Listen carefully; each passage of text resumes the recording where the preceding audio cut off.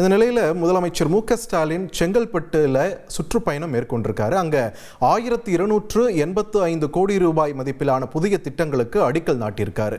280 கோடியே 38 லட்சம் ரூபாய் செலவில் 47 முடிவுற்ற பணிகளையும் திறந்து வச்சிருக்காரு. அது மட்டும் இல்லாம 508 கோடியே 3 லட்சம் ரூபாய் மதிப்பிலான 50,606 பயனாளிகளுக்கு நலத்திட்ட உதவிகளையும் வழங்கியிருக்காரு.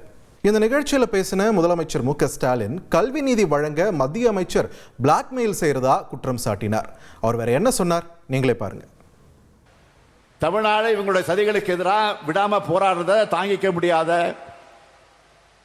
நேற்று தர்மேந்திர பிரதான் அவர் என்ன பேசி இருக்கிறார் பாராளுமன்றத்தில்? தமிழ்நாட்டை சார்ந்தவங்க நாகரிகம் இல்லாதவங்க அராஜகவாதிகள்னு நாடாளுமன்றத்தில் நாவடக்கம் இல்லாம பேசி இருக்கிறார். ஆனால் பேசி அரை மணி நேரத்தில் அவர் பேசினதை திரும்ப பெற வச்சிருக்காங்க நம்முடைய தமிழ்நாட்டு எம்பிக்கள்.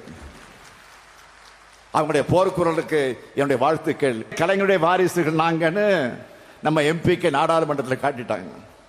அதிமுக உறுப்பினர்கள் போல பாஜக அரசுக்கு லாலி பாடிக்கிட்டு இல்லாம தமிழ்நாட்டின் உரிமைக்கு யாருக்கும் பயப்படாம போராடுவோம்னு நிரூபிச்சிருக்கிறாங்க.